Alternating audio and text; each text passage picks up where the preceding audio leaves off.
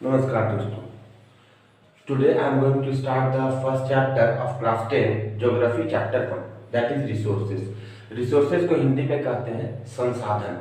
ठीक है, तो संसाधन यानी कि everythings which are available in our surrounding are called resources. यानी कि जो हमारे चारों तरफ जो भी वस्तुएं मौजूद हैं उन्हें हम संसाधन कहते हैं। ठीक है, बेसिकली रिसोर्सेज को हम तीन भागों में बांटते हैं। पहला नेचुरल रिसोर्सेज, दूसरा मैनमेड रिसोर्सेज और तीसरा ह्यूमन रिसोर्सेज। नेचुरल रिसोर्सेज को हिंदी में कहेंगे प्राकृतिक संसाधन, मैनमेड रिसोर्सेज को हिंदी में कहेंगे मानव निर्मित संसाधन और ह्यूमन रिसोर्सेज को कहेंगे मानव संसाधन। ठीक है, तो बेसिकली नेचुरल रिसोर्सेज से शुरुआत करते हैं। तो नेचुरल रिसोर्सेज को कहेंगे हम लोग प्राकृतिक संसाधन, यानी कि those resources which is obtained from nature are called natural resources. यानी कि वैसे संसाधन जो हमें प्रकृति से मिलता है उन्हें हम प्राकृतिक संसाधन कहते हैं। Example sun, water, etcetera. दूसरा हो गया मैनमेड रिसोर्सेज। मैनमेड रिसोर्सेज को हिंदी में कहेंगे मानव निर्मित संसाधन। दोज रिसोर्सेज यानी कि मानव निर्मित संसाधन को हम पढ़ रहे हैं, तो those resources which is made by human being to satisfy his needs. यानी कि वैसे संसाधन जिसका निर्माण मानव के द्वारा होता है वो अपनी जरूरतों के लिए पूर्ति करने के लिए वो अपने संसाधन बनाते हैं, संसाधन का उपयोग करते हैं। एग्जाम्पल रोड, ब्रिज, पुल, एटसेट्रा। ये हमारा हो गया मैनमेड रिसोर्सेज। तीसरा हो गया ह्यूमन रिसोर्सेज यानी कि मानव संसाधन। मानव संसाधन को हम कह सकते हैं द डिपार्टमेंट ऑफ बिजनेस और organisation that deals with hiring, administration, etcetera and training of staff. And training of staff लिख सकते हैं, training of staff etcetera are called human resources यानी कि मानव संसाधन। जो वैसे संगठन जिसमें लोग प्रशासनिक नियुक्तियां करते हैं या किसी को ट्रेनिंग देते हैं, वैसे संसाधन वो अपने बुद्धि कौशल के बदौलत संसाधन को का उत्पादन को यानी कि सिखाते हैं किसी और को, तो उसको हम ह्यूमन रिसोर्सेज कहते हैं। जैसे एग्जांपल के लिए आप समझेंगे कि अगर मान के चलिए कि एक विद्यालय में मान लीजिए 5 शिक्षकों का वैकेंसी निकला है, तो उदाहरण के लिए आप समझेंगे कि वहाँ पर मान लीजिए 5 कैंडिडेट पहुँचे हैं, 50 कैंडिडेट्स पहुँचे हैं, 50 कैंडिडेट पहुँचे हैं। तो वहाँ के जो प्रिंसिपल होंगे, डायरेक्टर होंगे और जो कोऑर्डिनेटर होंगे या जो भी होंगे, तो वो क्या करेंगे कि अपने बुद्धि के बदौलत, अपने कौशल के बदौलत वो 50 लड़कों में से 5 बेस्ट लड़कों को चुनेंगे अपने विद्यालयों के बच्चों को पढ़ाने के लिए। यानी कि सोचिए कि जब 50 बच्चा होगा, 50 बच्चा 5 बच्चा को सिलेक्ट करेंगे तो अपने बुद्धि कौशल के बदौलत सिलेक्ट करते हैं। फिर बाद में जो है कि बच्चे जो, अगर आप डेमो के लिए कोई टीचर जाते होंगे तो बच्चे भी जज करते हैं किसी टीचर को कि वो उनको समझ में आ रहा है या नहीं आ रहा है। तो ये सब हो गए मानव संसाधन के भाग। तो बेसिकली हम लोगों ने पढ़ा नेचुरल रिसोर्सेज, मैनमेड रिसोर्सेज और ह्यूमन रिसोर्सेज। अब जो है रिसोर्सेज को क्लासिफाई करेंगे दो भागों में, natural resources and human resources.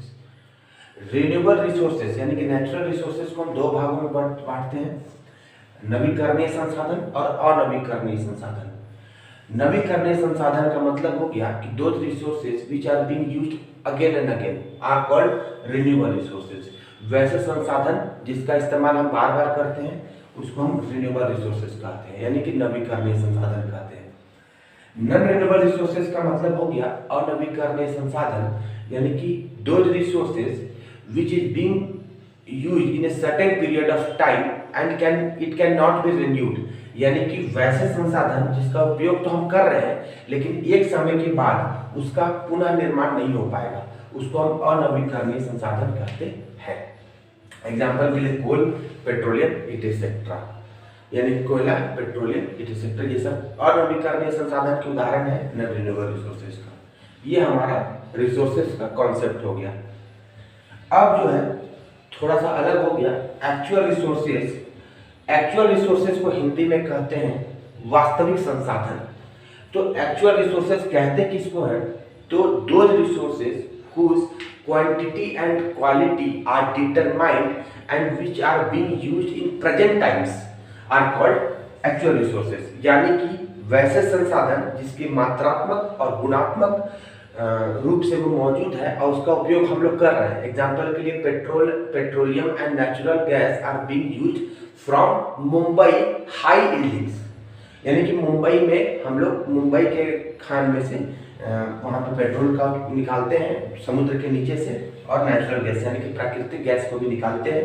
इस चीज़ को हम लोग एक्चुअल रिसोर्सेज कहते हैं, यानी कि इसको हिंदी में कहेंगे वास्तविक संसाधन। ठीक है, यहाँ तक कोई दिक्कत बच्चों? अगला होगा यूबिक्विटस रिसोर्सेज। यूबिक्विटस रिसोर्सेज को हम लोग कहते हैं सर्वव्यापक संसाधन।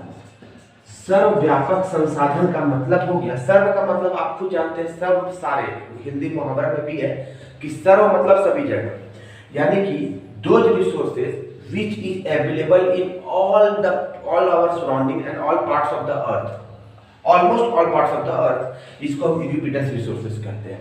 यानी कि सर्वव्यापक संसाधन, जैसे सूर्य की रोशनी, सनलाइट हो गया, वाटर हो गया, इट एक्सेट्रा।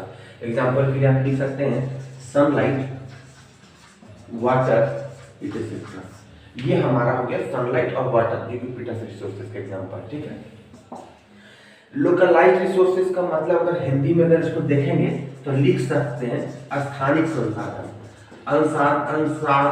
मतलब स्थानिक संसाधन को हिंदी में कहते हैं localised resources. Those resources which are available in certain area are called localised resources. Example के लिए अगर आप देखेंगे, स्थानिक संसाधन का मतलब हो गया जैसे वैसे संसाधन जिसका जो मतलब मौजूदगी है वो एक ही स्थान पर है, वो कहीं नहीं है, तो उसको हम जैसे उदाहरण के लिए आप समझ लीजिए यूरेनियम का हमारा झारखंड में जादूगोड़ा में है, फिर आप जम्मू कश्मीर में जाइएगा तो वहाँ पर आपको आयरन का खान आयरन मिलेगा, तो ये हमारा लोकलाइज्ड रिसोर्सेज हो गया। ठीक है, तो उसके बाद लोकलाइज्ड रिसोर्सेज हम लोग पढ़ लिए।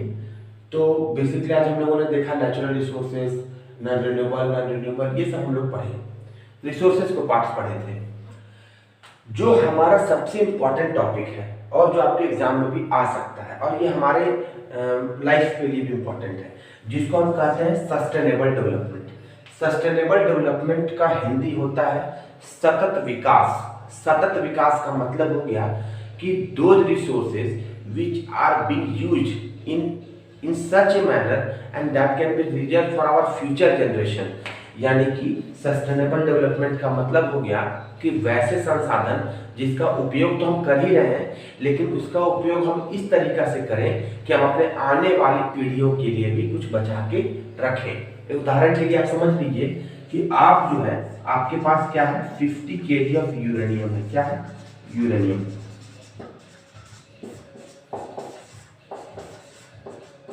तो यानी कहने का मतलब उदाहरण के लिए आप समझ लीजिए कि अगर आपके पास 50 किलो यूरेनियम है तो आप तो उसका इस्तेमाल कर ही रहे हैं, लेकिन उसको इस तरीके से इस्तेमाल कीजिए कि आपकी आने वाली पीढ़ियां जो है, ए हो गया, बी हो गया, आपकी आने वाली पीढ़ियां भी इस चीज का उपयोग कर पाए या इस चीज को जान पाए। इसको हम लोग कहते हैं सस्टेनेबल डेवलपमेंट, यानी कि सतत विकास।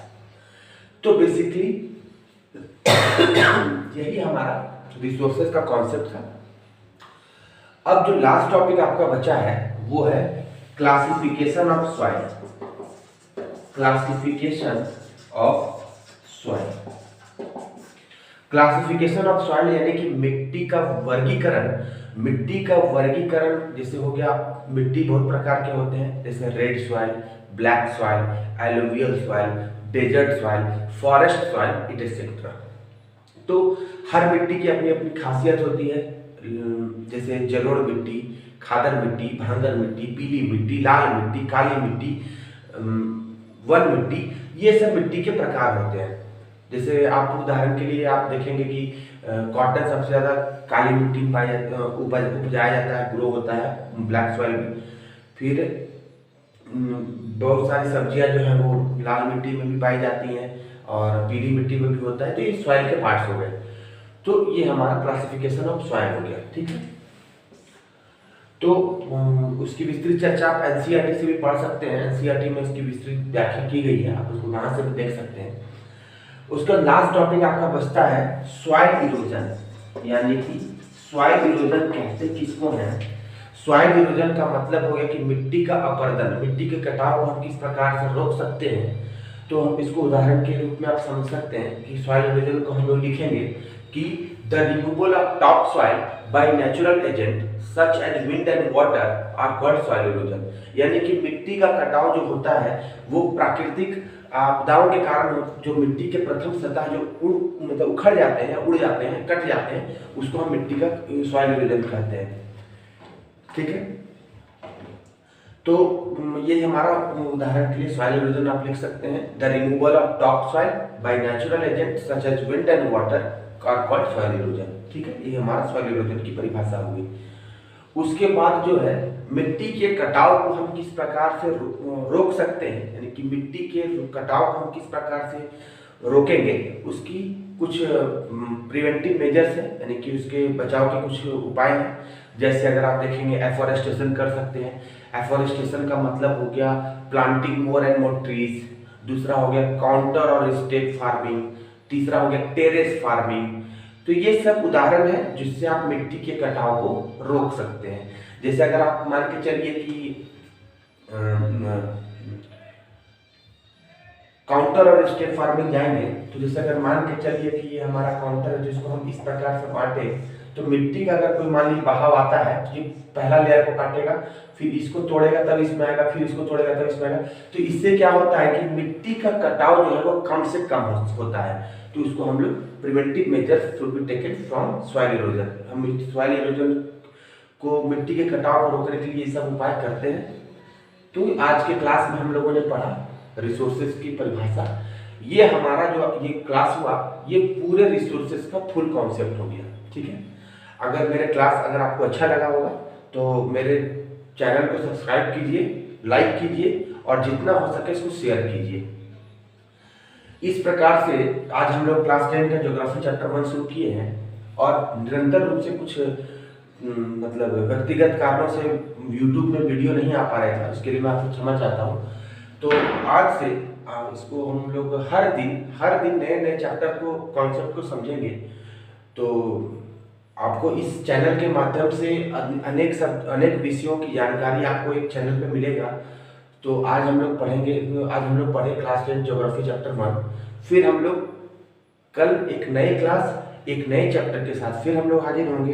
तब तक के लिए नमस्कार, गुड बाय। कम से कम चैनल को सब्सक्राइब कर लीजिए, लाइक कर लीजिए और जितना हो सके शेयर कीजिए। बार बार ना बोलना पड़े, मेहनत लगता है तो आप इसको थोड़ा समझ के उसको कि सब्सक्राइब करने में कोई पैसा नहीं लगता। बगल में लाल रंग का घंटी होगा, उसको आप उसको दबा दीजिएगा तो उसमें से आपको कोई चार्ज, आपका कोई पैसा नहीं कटेगा। तो बेसिकली आज हम लोग इतना ही पढ़े और फिर हम लोग मिलते हैं अगले क्लास में। तब तक के लिए goodbye and take care and corona virus से बच के रहिए और सोशल डिस्टेंस को मेंटेन कीजिए। और फिर हम लोग मिलते हैं अगले क्लास में। तब तक के लिए गुड बाय।